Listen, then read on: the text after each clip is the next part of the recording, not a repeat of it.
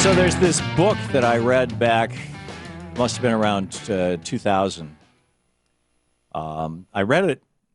I don't remember what year it was that Tim McVeigh blew up the federal building in Oklahoma City. It was the late 90s. It was during the Clinton administration.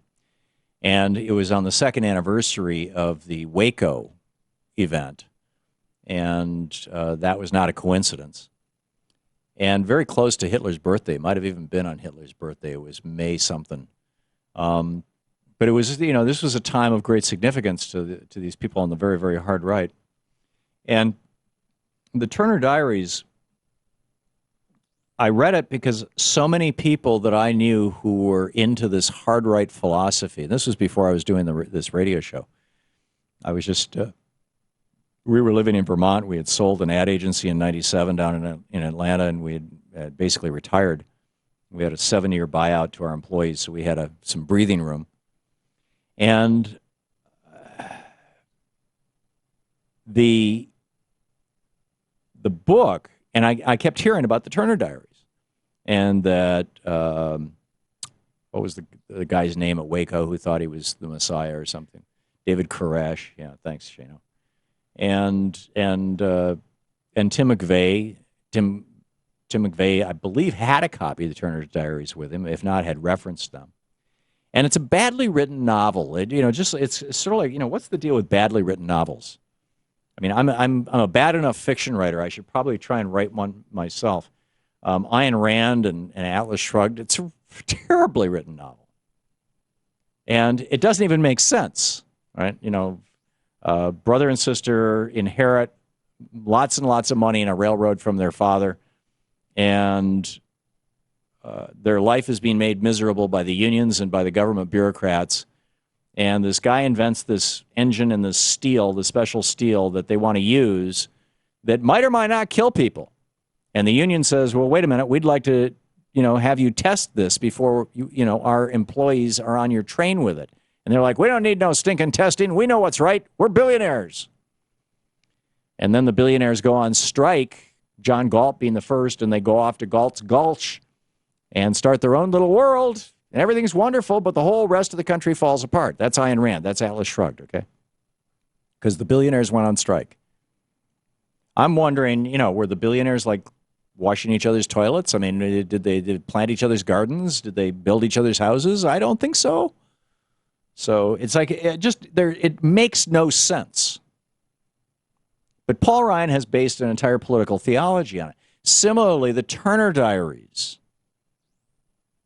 when you think about it, makes no sense. If you think in terms of, just look around at the people you know in your neighborhood and in your family, even the ones who are right-wingers, even the ones who are really armed up.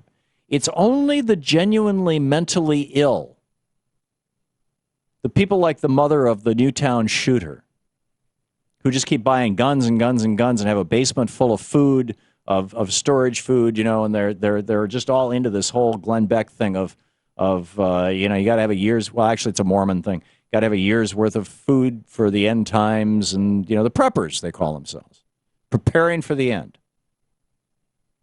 Not in a, there are things called transition communities. These are where people are trying to get off the grid and food independent and growing their own, and they're doing it as communities.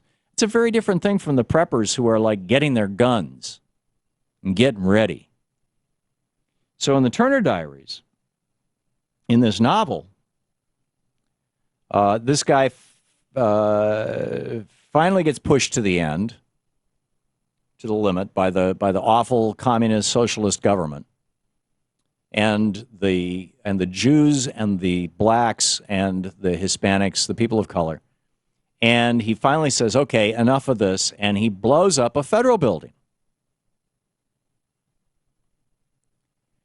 And in response to his blowing up the federal building, and it's been 15 years since I read the Turner Diaries. I think it might have been the federal building in Oklahoma City. But in any case, he blows up this federal building, kills a bunch of people. And in response to that, the federal government says, okay, that's it. We're going to take away everybody's guns. Which causes all the good, God-fearing, Protestant, white Christian gun owners to rise up all across the country in every state in a civil war against the government and against the blacks and the Hispanics and the Jews. And I don't remember if Catholics are in there or not. But basically, it's the white Protestants against everybody else. And they fight this war and win. And in the end, America is being rebooted. And all the people of color and all the people of Semitic ancestry, all the Jews, they're all dead.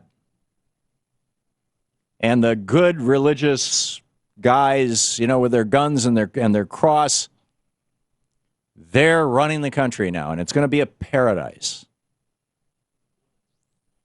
which is how I recall the Turner Diaries ends. And this is what Tim McVeigh believed would happen. He genuinely believed that if he blew up that federal building in Oklahoma City, that Bill Clinton and the federal government would overreact and try and take away everybody's guns, and it would start a civil war.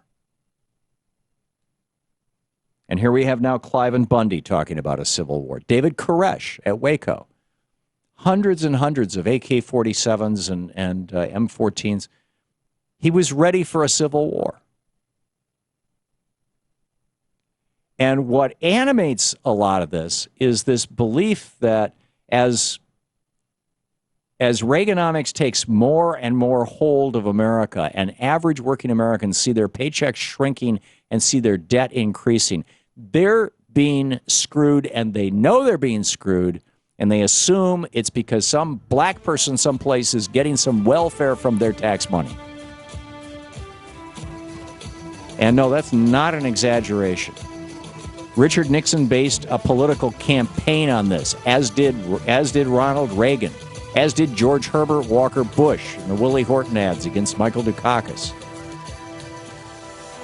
This is an article of faith on the hard right. Look out. You're listening to the Thom Hartmann Program.